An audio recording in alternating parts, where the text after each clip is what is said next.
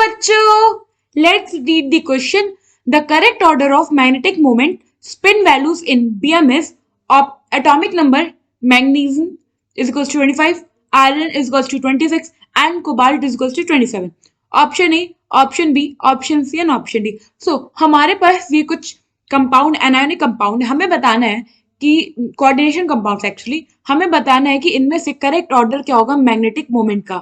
और हमें यहाँ पे एटॉमिक नंबर दिया हुआ है मैग्नीज का 25, आयरन का 26 और कोबाल्ट का 27. सो सबसे पहले मैग्नेटिक मोमेंट निकालने के लिए हम मैग्नेटिक मोमेंट का फॉर्मूला देखते हैं. तो होता है मैग्नेटिक मोमेंट जिसको हम डिनोट करते हैं म्यू से. सो इसका फॉर्मूला होता है under root n into n plus 2. ये होता है हमारा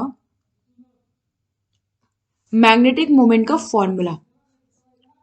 और यहां पे जो n होता है ये होता है नंबर ऑफ अनपेयर्ड इलेक्ट्रॉन. और इस मैग्नेटिक मोमेंट के फॉर्मूला को हम कभी कभी बोर मैग्नेट्रॉन भी कह देते हैं. क्या कह देते हैं हम? Bore magnetron. तो अब हम देखते हैं हमारे पास क्या क्या कंपाउंड गिवन है. तो हमें गिवन है FeCN whole 6 whole power 4 negative. इसके साथ गिवन है COCl4 होल पावर 2 नेगेटिव.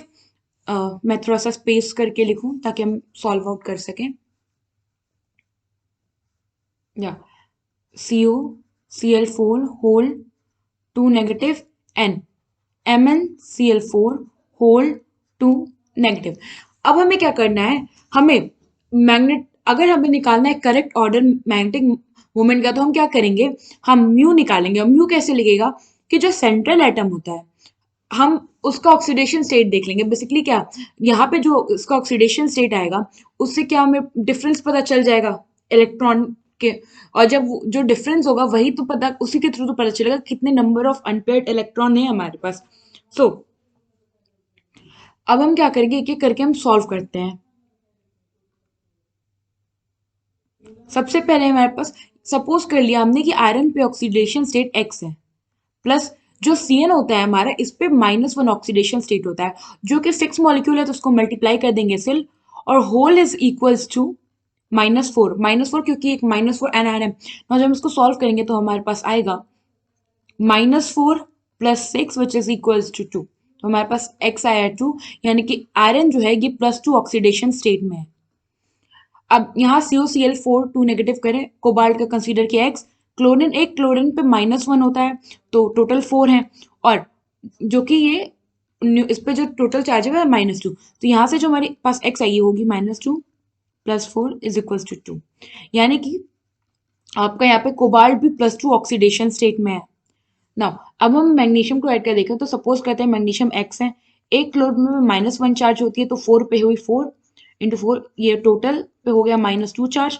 इसको सॉल्व कर x यहाँ पे आप देखोगे तो -2 प्लस 4, यहाँ पे भी जो x आ रहा है 2, इसका मतलब मैग्नीज यहाँ पे वो भी +2 ऑक्सीडेशन स्टेट में. अब हम क्या करेंगे, हम इनका क्या बोलते हैं कॉन्फ़िगरेशन लिखेंगे.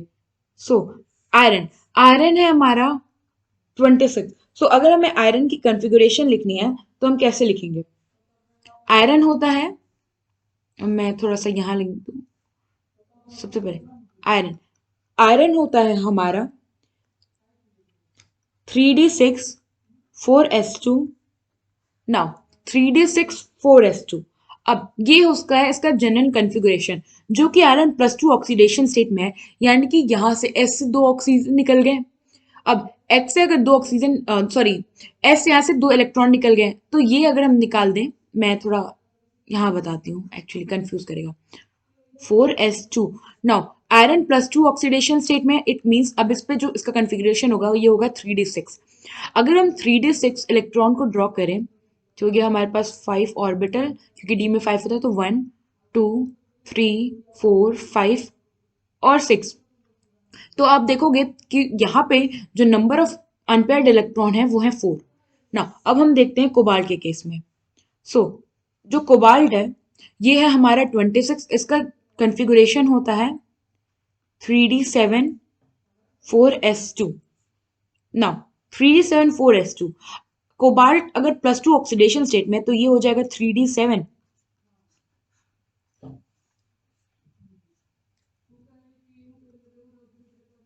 3 7। अब हम इसको ऐसे करके देखते हैं टू अंडरस्टैंड। हमारे पास है टोटल 7 इलेक्ट्रॉन, इसकी फिलिंग करें 1 2 3 4 5 6 एंड 7। तो यहाँ पे जो n की वैल्यू आ रही है वो है 3, यानी कि 3 अनपेयर्ड इलेक्ट्रॉन है। और मैंगनीज जो होता है हमारा, मैंगनीज है 27। इसका जो हम कॉन्फ़िगरेशन करेंगे तो ये होगा हमारा मैंगनीज जो कि है थर्ड। मैंगनीज होता है हमारा 3d A like this 3d8 4s2। Manganese का +2 ऑक्सीडेशन स्टेट क्या होगा 3d8। अब हम इसका ऑर्बिटल ड्रॉ करके देखते हैं तो 1 2 3 4 5 6 7 8। यहाँ पे जो n की वैल्यू आई 2 आएगी क्योंकि 2 अनपेयर्ड इलेक्ट्रॉन है। ये मैं थोड़ा प्रॉपरली लिख दूं +2 ऑक्सीडेशन से। नाउ अब हम क्या करते हैं, हम आयरन के लिए म्यू निकाले तो ये हो जाएगा, let me use the different pen shade.